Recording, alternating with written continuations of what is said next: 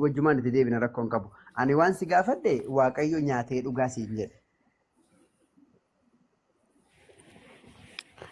Yeroo akka namummaatti lafarra deddeebi'aa turetti hin nyaata hin dhugas. Okay. Waaqayyo isuma nu uume isa anaaf si uume isa bantii waaqaa uume isuma waanuma hunda uume santu nyaatee dhugaa? Akka namummaatti yeroo deddeebi'aa turetti eeyyee. Nuuf fakkeenya nuu ta'uudhaaf jechuudha. Nuuf fakkeenya nuuf akka nuti isa laallee isatti waan hundumaa isarraa barannee deemnuu fi bifa namummaatiin lafarratti tureera Waaqayyo. Okay, waan gaarii. Waan gaarii. Akka nuti hayya kan inni nyaatee dhuge akka nu irraa barannuuf nyaatee dhuge? Intee waan nyaata akkam na gaafattatu qoy. Nyaatee dhugaa nu jette eeyyee. Obboleessa gaaffii ittiin na gaafadhu kaa. Gaaffii beeksisi si gaafachuu jira. Waaqayyo wanni inni nyaatee dhugeefi siin jedhe. Wanni inni nyaatee dhugeefi akka nu irraa barruufi siin jedhe. Ayyee. Okay. Isa dura namni Yesuus otoo inni dhufee nyaata hin nyaatin dura namni nyaata nyaatee hin beeku takka? Waaqayyo dura si jammar namni jira otoo Waaqayyo hin uumamin dura namni jira? An akkasiin hin jenne gaafa Yesuus Kiristoos otoo Yesuus Kiristoos dhufee nyaata hin nyaatin dhugaatii hin dhugin dura namni takka waa nyaatee dhugee hin beeku? Kanaafuu siin jedhe kaaree Waaqayyo otoo hin uumamin dura namni uumamee jiraan siin jedhe.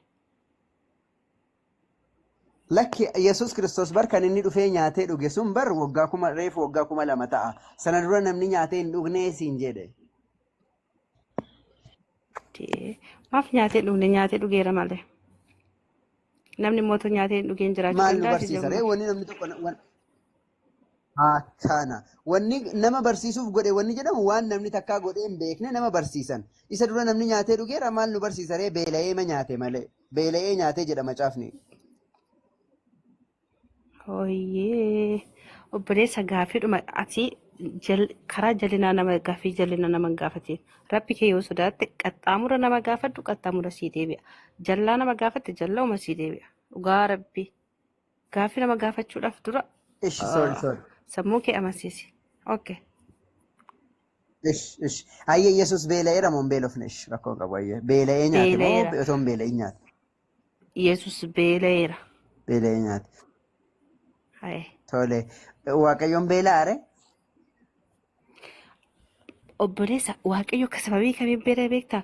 Sababii bifa fooniitiin lafarra deddeebi'aa yeroo ture sanatti nama foonii waan ta'eef yeroo sanatti jechuudha. Namni foon immoo hin beela'a. Okay. Waaqayyumatu nama foonii ta'ee sababa namatu foonii ta'e beela'e akkasiimi? Ayiwa eeyyee. Waaqayyoodha. Waaqayyo hafuura si foonis. Okay. Ati amma biyya lafaa kanarratti.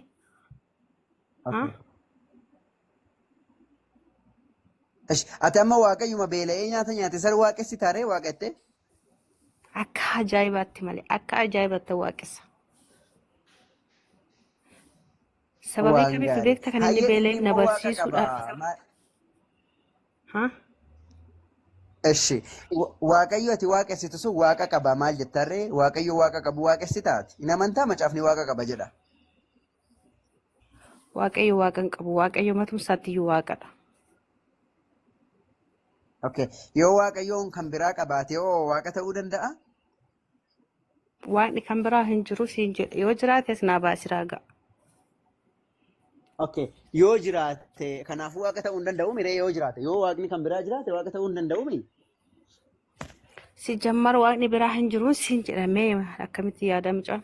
Mucaa nama guddaa dhiifama. Yoo jiraate. Rakkoon qabu. Mucaa jedhi akkasuma. Akka mucaa taasisaa jirta kaaree otoo ni jira mitiiree dhugaa qaxxaamura nama gaafata. Ammayyuu harma waree dhufuu jira. Ammayyuu deebii harma kana morma waree dhufuu jira. Ganaadha kana hodhu ganaadha. Waa hoottu gaa macaafni waan jedhu waan ajaa'ibaa dubbata. Luqaas boqonnaa ja'a lakkoofsa 12 gubbaatti yeroo sanatti Yesuus gara gaaraatti ol ba'ee achitti halkan guutuu Waaqayyoon kadhachaa bulee jedha. Halkan guutuu Waaqayyoon kadhachaa bulee. Abbaasaa kadhate ka abbaasaati bee Yesuus. Abbaan jedhu lakki Waaqayyoon jedha laal. Waaqayyoon kadhachaa buleedha. Abbaan jedhu bara. Waaqayyoon kadhachaa bulee jedha. Yesuus Waaqa qabaami? Of. Kummaane sammuu xaxaa baate xaxa nama gaafata. Osoo billaa ushee xarrajee. Obsineen Yesuus Waaqa qabamoo hin qabu? Hin qabu. Kanaafuu macaafni bakkee kun dogoggoraa? Dogoggora miti. Kanaafuu Waaqayyoon kadhachaa bulee jedha. Maal jettaa re'aati? Abbaasaa kadhachaa bule. Abbaan jedhu kan macaafa waan hin jirin hin dubbatin. Waaqayyoon kadhachaa bulee jedha. Kanaafuu waaqayyo dhameedha. Abbaa jedhee barreessuu dhiise malee waaqayyo jechuun abbaasaa jechuudha. Okay, abbaan isaa Waaqayyoomi? Ayiwa. Kanaafuu Waaqayyo Yesuusiin malee kan biraa jira kaa? Hin jiru. Walumaan jiru isaan. Hin jiru? Sadadhila waaqa abbaadhi. Dhaggeeffadhu sittin hima. Waaqa abbaa, waaqa ilmaa, waaqa hafuura qulqulluu sadan waaqa tokko. Sadan isaaniiyyuu iddoo tokkotti sadan waaqa tokko jedhamanii waamamu. Okay, waaqa abbaa tokko. Waaqa ilmaa. Waaqa ilmaa naalakkaa yaa jamaa naalakkaa. Waaqa abbaa waaqa ilmaa. Waaqa abbaa tokko. Waaqa ilmaa lama. Waaqa hafuura qulqulluu sadi. Akkasiifi? Sadan tokkummaadha. Sadan isaaniiyyuu tokkummaa waaqayyoo jechuun sadan isaaniiyyuu kan waliin hojjetan. Sadan isaaniiyyuu tokko jechuudha. Iddoo sanatti dhuma isaarratti dhaggeeffadhu la. Waaqa abbaa, waaqa ilmaa, sadan tokkummaan waaqayyoo. Siif haa galuu isii gali. Okay. Waaqa abbaa kan ilmaa kan hafuura qulqulluu waaqa sadan kanatu wal ta'anii tokkummaadhaan hojjetu. Ayiwa. Okay, kanaafuu ati Waaqayyo sadii kan wal ta'ee hojjetu waaqessitaa jechuudha.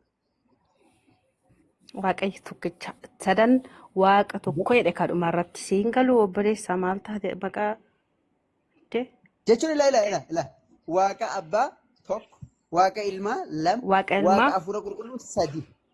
Yaa salaam yaa salaam. Sadan kanatu sadan kana wal ta'anii hojjetan akkasiimi? Sadan tokkummaa waaqayyo sadan isaanii tokkummaa waaqayyo sadii dhuma irratti siif haa galu. Sadan isaaniiyyuu wal keessa tokkummaa qabu jechuudha. Fakkeenyaaf akka fakkeenyaatti fakkeenya sii kaasa fakkeenyaaf obsinet shawaa dastaa sadan isaaniitu sadii taatanii isin amma fakkeenyaaf hojii tokko yoo hojjettan sadii taatanii tokkoon hojii tokko hojjettan walii galtanii jechuudha. Dhaggeeffadhu. Waa'ee kanaa miti kun hafuuraan waan ta'e akka nama foonitti nassaabiin akka maqaa nama walitti guruuppii hin uumiin kun hafuura qulqulluutiin waan hojjetuuf sammuu foon keetiin yaadde bira gahuu hin dandeessu abadan akka kanatti siin galu akka kanattis namoota gara keetti waamuu hin yaadin yaade gaaffiidhuma sirrii nama gaafadhuuti yoo namni si hubate si haa hubatu ammatu gaaffii qaxxaamura na gaafatte waa'ee isin neeti dubbatte iyyuu naaf ta'e. Gara keessatti dabalamuu danda'a. Garuu waan hin taane dubbatte gaaffii deebii hin qabne nama gaafatte ofirraa nama nari'in. Sorry gaaffii deebii hin qabne yoon si gaafadhe dhiifamaa sumaanuu dhiifamaa kun jedha. Yoon gaaffii deebii hin qabne si gaafadhe dhiifamas. Hin beekta hin beektu waan ta'eef. Dhugaa Yesuusitti goobas. Waan siin jedhe amma waaqa fakkee qosaan as keessa hin jiru qosaa keessan gadiidha waan dubbii fayyinaa dubbii jireenyaa haasa'u jirra qosaa keessan seenuun. Indi ati qo'imi maalidha amantii kiti zambar. Ani moo? Hin barree amantii kiyya gammaat. Asin bare qoosaar tana fakkaatan akkasuma faniyyaa jiraada. Maal sitti fakkaata yeroo laaltu amantiin kiyya? Ani waan artiffaatee naa galaan jiru dhugaa rabbi. የተወጋ የሆነ ይሄ መንፈስ Garkanitti ይዞሽ ያለው መንፈስ inti የተወጋ ይሆን። garkanitti na waa maarta qo'eeti dhugaa rabbi. Qophisi elagalee silaalaa jirti. Dhugaa waaqa jiraata afuurri. No, afuurri akkasitti godhu kun dhugaa rabbi sirra haa rukutamu. Maal jechuudha isa? Amantiin kee maal natti qo'i? Yaa ilaahi ani moo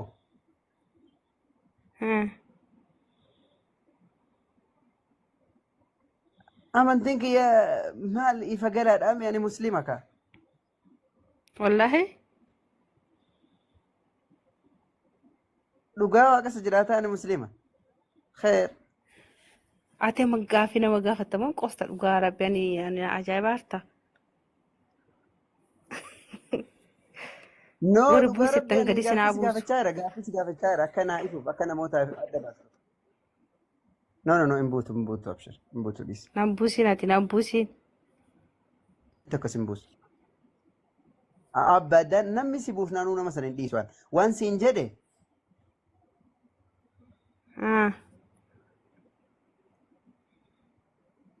macaafa dubbistee beektaati? Eeyyee akka ajaa'ibaatti na bukkee jira akka na bukkee dha'uu deemeen beeku. Ani ko raagaa macaafarra malee raagaa sana gurraan sii deebisaare.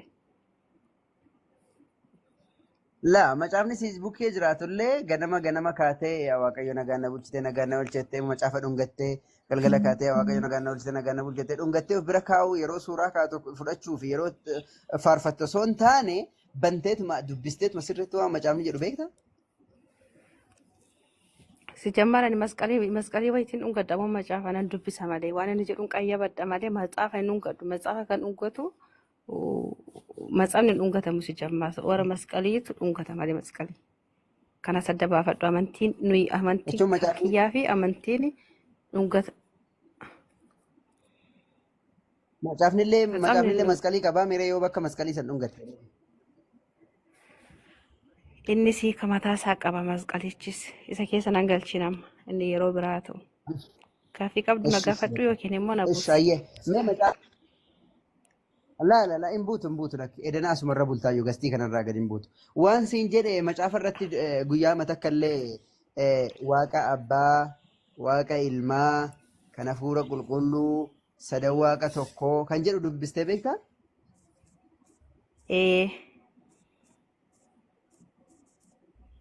Mee waliin dubbisnaa nu caqasaa nuu kennime. Maal jechuudha? Jechuun hin dubbisna kaanilleen baruu barbaada waan ta'eef. Maali situ na gaafate amma situ gaaffii qaba gaaffii kee rangalee malee ana miti kan gaafachaa jiru mee ati gaaffii waan si ta'e na gaafadhu malee macaafa irratti naa kenne. Awwaan gaaffii natti ta'e waaqa abbaa kan ilmaa kan hafuura qulqulluu kan jedhu macaafarra jira kan jedhutu gaaffii natti ta'e. Jira akka ajaa'iba. Ishaayyee boqonnaa meeqarra waliin dubbifannaa? Itti eebbifamnaa dubbifanne? Hin qoosta baqqanaan bu'aan tuffi kiyya dhugaa. Dhugaa waaqayyoo jira. Haragaa kennuun barbaaddu? Himtettanii qoyme kan na ajaa'ibu maanni warri si jala jiran kun habaarri malee eebban beekanii amantiin keessa nama habaaraa jira dhugaa rabbii. Isaanis obsi isaanii. Ijoollee mee obboleeyyan akka gootanii yeroo takka mee taaptaabii fi koppiliinkii godha yeroo takka obs ittan hima taaptaabii fi koppiliinkii godhamee yeroo takka koomentii dhiisaatii shaadaatu jira saatiin shaadaa ga'uudhaaf daqiiqaa 20 yookaan 30 qofatu hafa daqiiqaa muraasatu hafa shaadaatu jira akkasumas isin ammoo sheerii fi koppiliinkii taabii dhukkee irraa kaasaa waan badan barreessinaa shi ijoolleen intanaa jedhan dhiisa waan badan barreessinaati baarakallahu fiikum tolee barakadhaa ulfaadha obboleeyyan. Waan badan barreessina. Hayyee obsi waan siin jedhe mee nu baasi kaa ragaa sana nuu hin baasa caqasaa isaa qofa nuu himne. Baasi kaasii harka jira obboleessa. Esh boqonnaa meeqa irra jira hin baasa kun ona bira jira dhugaa rabbi macaafa yoo barbaadde Amaariffaan yoo feete afaan Oromootiin yoo barbaadde immoo hiika addunyaa haarawaa yoo barbaadde 19 kan barbaadde si baasa kun lasaayish si garsiisu laqa kunola gosa barbaadde jira macaafni hoo argitaame kun hundi macaafa Ekkoo kanaaf iyyuu ati gaafii akka itti fufii na gaafatte. Ishna ko gaaffiin kiyya waaqayyo abbaa kan ilma kana fuula qulqulluu sadan waaqa tokko kan jettee reefu naa himte san macaafarra jira siin jedhe. Jira eeyyeen jira.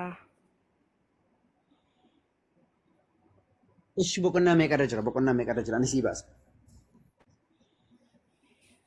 Boqonnaa isaa sitti nima yeroo biraa ishi bakka.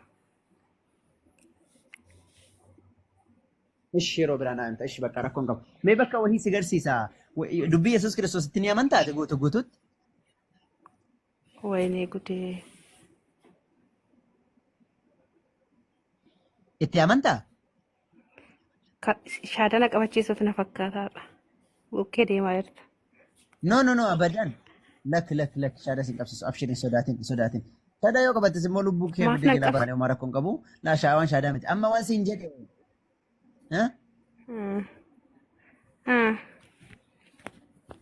Yoo qabatu barbaaddes rakkoon hin jiru amma si qabsiisa rakkoon hin jiru ati barbaadnan amma si qabsiisa rakkoon hin jiru.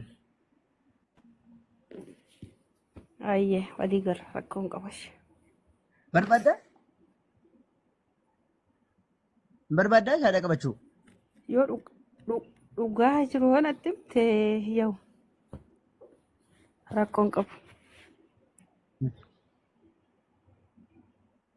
Ani abadan ilaa yoom ilqiyaama aga gaafa Yesuus dhufuutti illee asoba sitti himuun dhugaa malee wanta akkasitti himuun. Ayyee. Hay طيب dubbii Yesuus ni amantaami?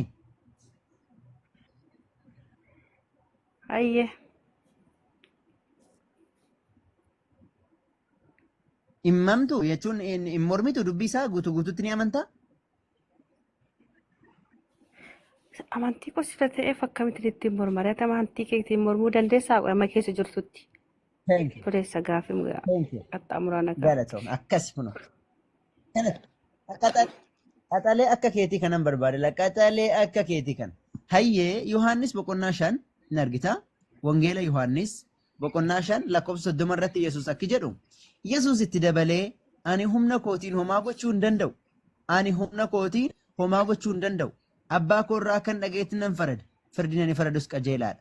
Anoo yaada koo duuka bu'uun barbaadu yaada isa na ergee duukan bu'a malee jedha. Jalqaba irratti Yesuus an humna kootiin homaa godhuu hin danda'u jedha. Yesuus humna isaatiin homaa godhuu hin danda'u jedhanii amantaa? Yesuus humna isaatiin waa godha jedhee nan amanani akkan baradhetti.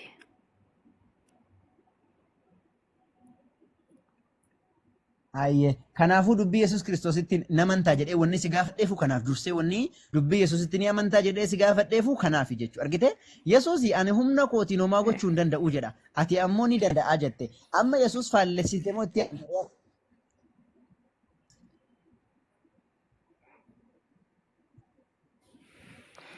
Yesuus humna weeninaati tajaajilite sammuu kalaas. Abshiri no tasan burjaajen suuta jedhiti macaafa suut madhiitti yaaditi ilaali sirriitti ilaali tiksii wajjin si garsiisu jira. Ijoolleen naannoo ijoolleen ila abdii koomentiin ijoollee keessanii mataa nama dhukkubsa kolfaa fi waan itti koomentiin ilaalamoo sati naan jetteen dubbisa.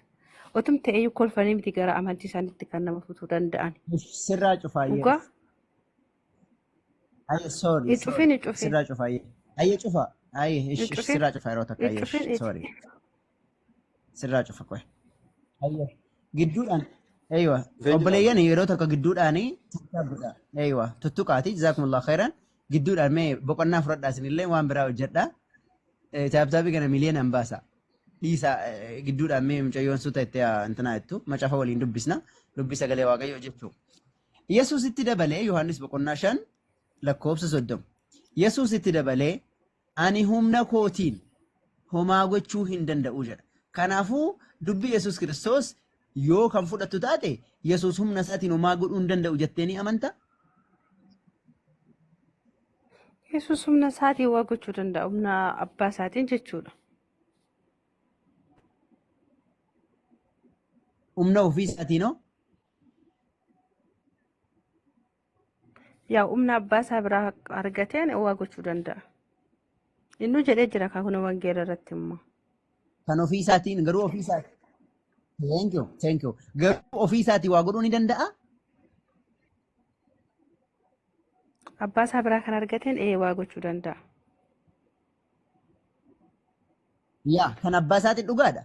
Atillee kan abbaa kee biraa argattee waan feete godhuu dandeessa. Humna isaatiin siin jedhan humna isaatii Yesuus humna abbaa isaatiin osoo hin taane humna isaatiin waa godhuu ni danda'a?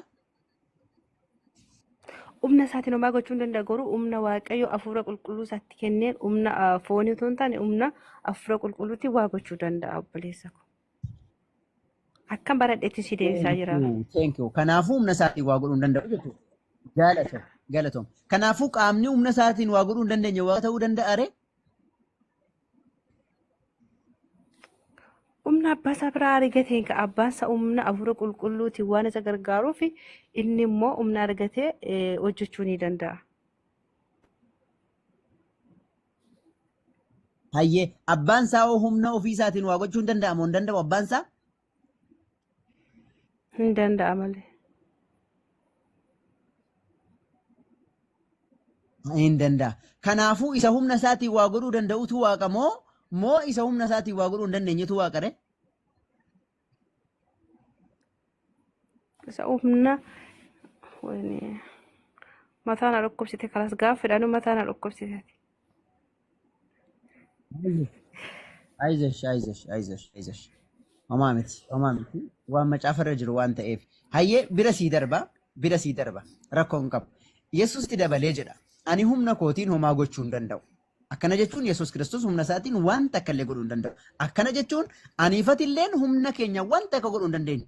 Obsineetti waa godhuu hin dandeessu humna isiitiin anillee humna kootiin waa godhuu hin danda'u. Abbaa gorraa akkan dhagayetti nan farade. Firdiin inni faradus qajeelaadha. Anoo yaada koo duuka bu'uu hin barbaadu. Yaada ofiisaa duuka bu'uu hin barbaadu Yesuus. Akkuma kootiif kee akkuma anillee yaada koo duuka bu'uu hin barbaadu innillee yaada ofiisaa duuka bu'uu hin barbaadu. Yaada eenyu malee yaada isa na ergee duuka bu'a malee. Yesuus ergamaadha jechuudha. Qaama isa ergetu jira jechuudha. Yesuus ergamaadha. Ergamaa Waaqayyooti jechuudha. Yaada Waaqayyo isa ergee san dalagaa jechuudha. Tayyib eega humna isaatiin homaa godhuu hin dandeenye akkamitti maal sii godhaa jettee waaqessita. Fakkeenyaaf ani abbaa warraa tokko haalaan abbaa warraa tokko kan itti heerumtu yoo taate ati abbaa warraa wahii laallattee itti heerumtu yoo taate abbaa warraa osaa sun yoo abbaan isaa sumunii itti kennee dhaqii ishii sanaan karameellaa bitadhu isii kanaan naana'ee bitadhu. Isii kanaan ammoo sukkaaraa fi loozii bitadhu sukkaaraa fi qixalshaa'ee bitadhu jedhee yoo abbaan isaa kenneef malee waan takka sumunii takka hin qabu hin dalagachuu hin danda'u. Abbaan warraa akkana maal sii godha? Wanta akka sii godhuu hin danda'u. Si jiraachisuu hin danda'u. Si galee ofii isaatti dalagatee maallaqa hin qabu yoo ta'e ijaarratee mana hin qabu yoo ta'e mana abbaa isaatti si fudhatee si hin galee eegana ammoo abbaan isaa yoo si dhukkubees abbaan isaa yoo kiniinii si kenne qofa kiniinii liqimsita. Yoo abbaan isaa kiniinii hin kenniin hin duuta jechuudha. Mana abbaa warraa keeti si bulchuus si fuudha garuu yoo inni kiniinii siin kennin hin duuta yoo abbaan isaa siin kennin yoo dhukkubfatte abbaan isaa yoo hakimii siin geessin ati du'uu keeti otoo inni si bira jiru abbaa warraati garuu abbaa warraa akkanaa kan abbaa warraati jettee wajjin jiraatta hin jiraattu nan jiraadha yoo jettellee dogoggora soba warra beekna waan ta'eef hin jiraattu maaliif jennaan abbaa warraa kan jettee itti heerumtu ati waan hundaan naan dhaabbachuu yoo danda'e na jiraachisuu yoo danda'e waan fedheen na jiraachisuu hin danda'a jettee itti heerumtu. Yoo si jiraachisuu hin danda'in garuu inni nu abbaa isaarraa yoo kaalsiisaa yoo antuunni nyaatte abbaa koo kaalsii kennaa kennimee har'a mana jala obsineet wajjin deemuuf kaalsii koo antuunni nyaatte abbaa kiyya naa kenni jedhee ganaa kaalsii kadhata. Kan kee yoo kaalsiin si jala antuunni nyaatte harmeemee kaalsii kenniif mee obsineet mana maatii ishii dhaqu abbaa warraa akkanaa wajjin hin jiraatu. So Yesuus Kiristoos humna isaatiin egaa waa godhuu hin dandeenye maal sii godhaati? Ofii isaatiiyyuu inni ofii isaatii waan takka godhuu hin dandeenye siifoo maal sii godha? Wanta akkasii godhuu hin danda'u. Kanaaf Waaqayyo isa tokkicha isa dhugaa isa Yesuus Kiristoos barsiise Yohaannis boqonnaa 17 qosa 3 gubbaatti Yesuus maal jedhee Waaqayyo isa tokkicha isa dhugaa Yesuus Kiristoosiin isatti ergites beekuun isaanii jireenya bara baraati jedha. Waaqayyo isa tokkicha isa dhugaa isa Yesuus Kiristoosiin kana erga isatti aman isa waaqessi isa Yesuus Kiristoos halkan guutuu kadhachaa bule san. Yesuus Luqaas boqonnaa ja'a lakkoofsa 12 irratti kan reefuu si garsiise maal jedha? Yesuus yeroo sanatti Yesuus gara gaaraatti ol ba'ee achitti halkan guutuu Waaqayyoon kadhachaa bule. Halkan guutuu isa Yesuus halkan guutuu kadhachaa bule san isa san waaqessa. Wangeela lallabaa erga Maarqos boqonnaa 12 irratti wangeela lallabaa erga bu'aas naagalaa duwwaata taasaa akka kanatti lalamu miira keessa galte kootime ila sigala suutumaan sigala komentii kee banime miirri naagaleera lakki bakka TikTok irra jiru waan komentii miirri kee bane TikTok bakka irra maal jira yeroo yaa'u takka kan keessa la wajjuma qoy argee si jiraan jeeqan hin ijoolleen beeku si jeeqan jedheeti ijoolleen si ayyi jeeqan komentii na jeeqxu nan jeeqani bani bani rakkoon qabu dhugaa yoo isaan nama simatanii na reefu simadha yoo komentii isaan bira immoo akkamitti waa akkuma hubadhan jennee ishi banaa lala akaras ana barbaade komentii kee bane yaa jamaa dhiifama afaan obboleessa kiyya ish banaa fi garuu ish banaa fi yaa jamaa garuu waan namaan barreessina yaa jamaa jazaakumullahu khair yoo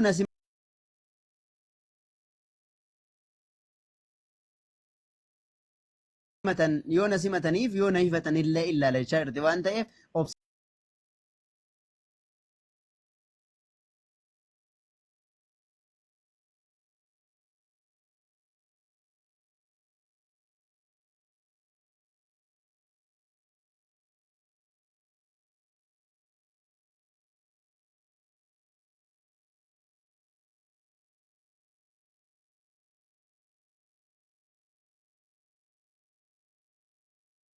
ijoollee banaa fi ati wangeelaawiidha jechuudha akaras ish banaa fi khalas hayyee mee maal jedha si beeytaa Maarqos boqonnaa 12 lakkoofsa 28 29 waliin dubbisna maal jedha barsiisota seeraa keessaa tokko Yesuus isaan waliin morkatan yeroo isaan waliin morkatan dhaga'ee Yesuus deebii gaarii akka deebiseef yommuu arge gara isaatti dhiyaatee abboommiin inni hundumaa irra caalu isa kam jedhee gaaffii gaafate eenyuun gaafata Yesuusin gaafata namni kun Yesuus deebisee yaa rabbi dubbii Yesuus kana akkatti mi'aawu rabbumaan mi'eesse bar dubbii Yesuus kana Yesuus deebisee inni hundumarra caalu dhagee yaa Israa'el damma caalaa gooftichi Waaqayyo keenya damma caala qoymeen dubbisna Yesuus deebisee inni hundumarra caalu dhagee yaa Israa'el gooftichi Waaqayyo keenya kophaa isaa sorry eeywa Yesuus deebisee inni hundumarra caalu dhagee yaa Israa'el gooftichi Waaqayyo keenya kophaa isaa gooftaadha la gooftichi Waaqayyo keenya yeroo jedhu Yesuusifis gooftaa Yesuusifis waaqa waaqichi sun Yesuusifillee waaqa eeywa Yesuusifillee waaqa anaafillee waaqa siifillee waaqa Yesuusifillee gooftaadha anaafis gooftaadha siifis gooftaadha ammoo Yesuusii wajjin gooftaa miti hafuura qulqulluu wajjin gooftaa miti kophaa isaa gooftaadha la kophaa isaa eenyu Waaqayyo gooftaan keenya kophaa isaa gooftaadha Yesuusifillee gooftaadha digalee kanaafuu Waaqayyo itti kana waaqessi obsine dhaggeeffadhu ati kanama macaafa qulqulluu wanta hubachuu qabdu naan dubbadha baay'ee dubbatte dhiifama bishaan dhugi bishaan dhugaa yoo dhiifama naa godhi macaafa qulqulluu kana yookiin immoo qura'aana yeroo dubbistu qura'aanii fi macaafa qulqulluu nuyi akka kan keenyaatti isin immoo qura'aana yeroo dubbistan akka nama barreeffama seenaa wayii ittiin dubbifamu sirriidha miti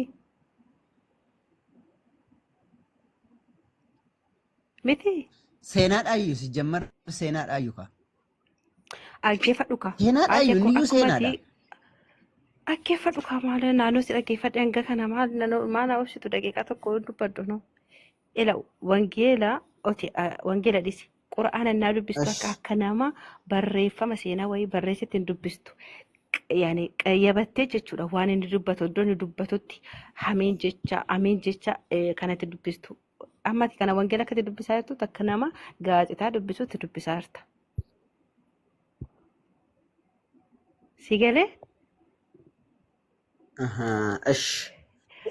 إيش نسرس إيش يا دك يفرد نسرس أيه أما نسرس ما الجناني يا دك يفرد يسوس تدبل يسوس إني هندما كاي دبسا كتير تسني دبسا إني هندما الرجال دقيا إسرائيل Dhugaa rabbii ofirraa nama dhiibaa hir'ate akkaataa kanaan gara keessanitti nama dabalachuun abadan yaadamu dhaggeeffadhu nama irratti qoosa namni kun amma amantii isaa keessa jirutti amantii isaanii jaallata kana beekta miti dhugaa ati yoo akkasitti qoosta koomantoonni kee immoo maal haa godhaniire laa an akkasiin jechuu koo miti mi'eessi yaani sagalee qooqa baasee dubbisiisin jechuu koo miti yeroo dubbistu akka gaazexaatti waan dubbisteef qoba amma fakkeenyaaf Yesuus Kiristoosii ani waaqa jedhe dura ani sadan waaqa tokkotiisin jennaan isanatti himuudhaaf waaqayyo qobaasaa ani waaqa jedhe jette kun garuu akka sammuu kee yaadutti akka foon ikkoo namni foonii akkaataa kanaan yaaduu danda'a hafuura keessa yeroo galte immoo si'i fufuu danda'a baay'ee waliin dadhabsisnu buusisin jechaa jiru gareen keessi galatoomi inshallah yeroo itti itti yaade nan dhufa jedhee yaada.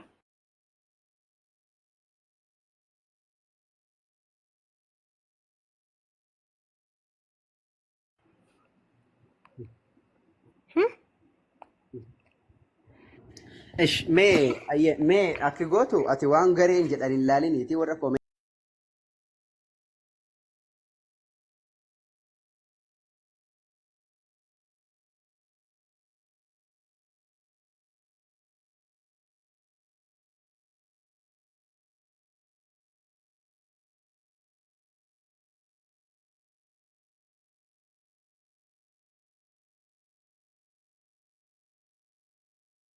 Dhaggeeffadhu maaliifan badisiin jedhe beektaa ati ofii keetii waan gaarii barreessaa jettee gorsite sammuun isaanii hin ajaju waan ta'eef harki isaanii abaarree bareera waan ta'eef yeroo ati jettetti amma tokko hin barreessu deebi'anii hodhuu sanatti deebi'u dhugaa rabbi akkaataa kanaan namoonni gara keessanitti dhufu ettanii abadan yaadina dhugaa waaqa jiraata jechuudha. Mee mucayyoo yeroo ta'a mee mucayyoo dhaggeeffadhu sila nagaan kee fayyaa qaba kabajaan sitti haasa'uu jiraa durarraa kaasee. Abbo gadi bu'e dhaqiitii taap godhi maal akkamsi goona re yoo koomentii cufaa sii cufne banaa sii ban yoo baname in iyyita yoo cufame in iyyita akkamsi goona re waa baradhuudhaaf bara osii obsinee si wajjin intinaa jechuu jirra kanaafuu yoo sitti tole islaamummaan bara itti nama hin kadhannu nuti suuta hidhee si hubachiisuuf yaaluu jira yaada keeti ammoo as gubbaa teessee waa barachuudhaaf malee kan iddoo kana teenyu waa barachuuf wal barsiisuuf malee. Koomentii cufaa koomentii banaa hin cufna hin banna ammas hin cufna akkamsi goona re kheer inshallah muurii nutti hin qabatin kaa'amcayyoo eeywa waa baratuudhaaf yoo barbaadde jala teessees barachuu dandeessa gubbaa teessees barachuu dandeessa kanaan ala immoo waccitaa akkamsi goona re homaa wanni si goonu hin jiru ashaayitii inshallah biidinillah dhaggeeffadhu wanni jechuu barbaade qabxii lamaan tokkorraa dubbachuu barbaade. jalqaba irratti nabiyullah Isaa alayhi salaam yookaan ammoo Yesuus Kiristoos kan jedhamu kuni ilma namaati. Ilma namaa inni ilma namaa jedhee of yaamaa ture. Ilma namaa ilma Maariyaam. Nama Rabbiin subhaanahu wa ta'ala Qur'aana keessatti nu himeetiin jira. Macaafa irratti illee dubbatamee jira. Gabreeliin jalqaba isaarraa kaasee gaafa raajiin dubbatameetiin jira. Raajota akka raajii Isaayaasiin illee dubbatamee jira maal jedhamee dubbatamee namatu dhalataa jedhama kan dhalatu eenyu namatu dhalataa jedhama eeganaa Gabreeliin illee dhufee Maariyaamitti gaafa dubbatu inna hooti tsannishallesh wandi rajimti wal jaallesh jedhee in ulfoofta ilma dhiiraa sindeessa ilma dhiiraa waaqayyo deessaan jedhee eeganaa Maariyaam illeen erga ilma argattee booda ilma argadheera jetteet kan isin gammadaa turte jechuudha. Kan isin gammadaa turte maali? Ilma argadheeti jettee gammadaa turte. Dabalataan erga dhalate illee warri inni isa keessa isaanii wajjin jiraachaa turan obboloonni isaallee jiran. Obboloonni garaa tokko wajjin dhalatan ilmaan Yoosef yookaan ammoo ilmaan haadhaan tokko abbaadhaan garaa nama jedhanii yaamaa turan. Namatti beekan. Warri ollaa sanii illee firoottan isaa hundi isaanii maaliif beekanii? Namatti beekan. Inni illee maal ofiin jechaa ture? Nama ofiin jechaa ture. Kanaafuu walii galatti Yesuus Kiristoos nama. Yoo isin aarses, yoo isin gubes kana bishaanumatti dhugdan nama Yesuus Kiristoos Yohaannis boqonnaa 8 lakkoofsa 40 gubbaatti ani dubbicha isa Waaqayyo irraa dhageessinitti himeera is garuu ana nama akkasii ajjeesu barbaada. Yesuus Kiristoos maali? Nama. Waaqa kan jettani Yesuus Kiristoos tasmallee ta'e waaqa ta'uu hin danda'u. Sababiin isaa gaafa xiqqummaa gaafa ni dhalatu haati isaa gugee qalte.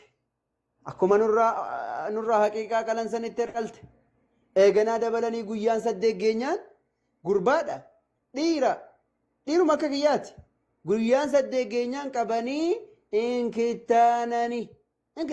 Waaqayyo garuu inkittaanama. Yesuus Kiristoos inkittaaname. Eeganaa guyyaa muraasa erga ture booda namni Herodos jedhamu tokko ajjeesuuf itti kaanaan ergamaa Waaqayyo namni kun isa ajjeesuuf itti dhufuu jira jalaa fuudhaa baqadhaa jennaan fuudhanii utoo fiiganii jalaa baasan. Haatisaaf abbaansaa Yoosefii fi Mariyaam. Waaqayyoon namni tokko ajjeesuu illee hin danda'u.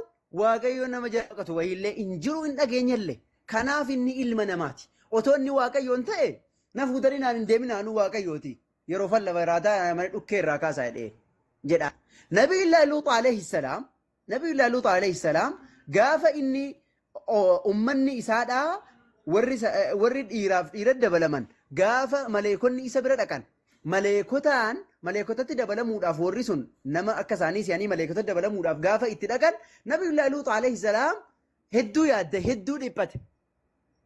Jennaan maleekonni maal jedhan wanta kanutti dhaqqabuu hin danda'ani waan sodaatin wanta akka irraan kaayatiin jedhaniin. Maaliif jennaan isaan maleekota warri kun nutti dhaqqabuu hin danda'anii jedhaniin. Yesuus Kiristoos immoo maleekaadhaa gadi inni iyyuu waaqa jettaniimi lakki homaa natti dhaqqabuu hin danda'anii na fuutanii gara Gibxiitti naan hin baqatinaan jedhuuni nama. Eeganaa gara Gibxiitti hin baqatanii eega Herodos du'e booda fuudhanii gara biyyaatti as deebi'an. Dabalataan eega xiqqoo guddatee booda hin bade. Fuudhanii gara mana qulqullummaa geessanii otoo achi deebi'an harkaa bade gurbaan barbaadanii dadhabanii dhiisan.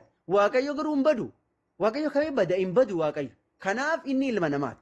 Dabalataan Luqaas keessatti namaa fi nama galchaa warri mooditarataa nama galchaa namaa fi Waaqayyo irraallee beekumsa dabalachaa guddatee jedha. Mucichi. Tayyib Waaqayyo namarraa akkamitti beekumsa dabalata?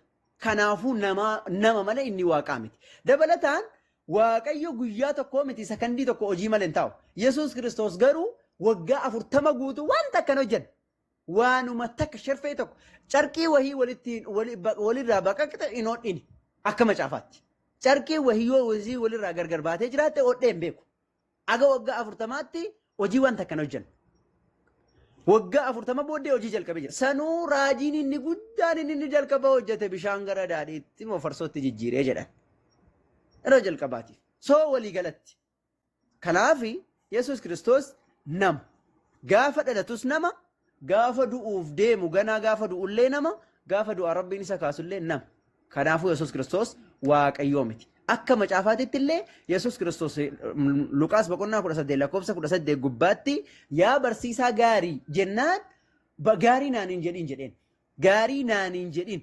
Waaqayyo tokkicha duwwaatu gaariidha jedheen. Waaqayyo tokkicha duwwaatu gaariidha. Maaliif jennaan namni gaariin hin jiru Waaqayyo malee jedheen. Inni galee otoo Waaqayyoon ta'e sila Waaqayyo tokkicha duwwaatu gaariidha hin jedhu sila. Anatu gaariidha jedha malee. So kanaaf walii galatti Yesuus Kiristoos Waaqayyoon miti ilma namaati jechuudha. Akkasi. Abu Talha. السلام عليكم. وعليكم السلام ورحمة الله وبركاته. حياك الله. جرتوا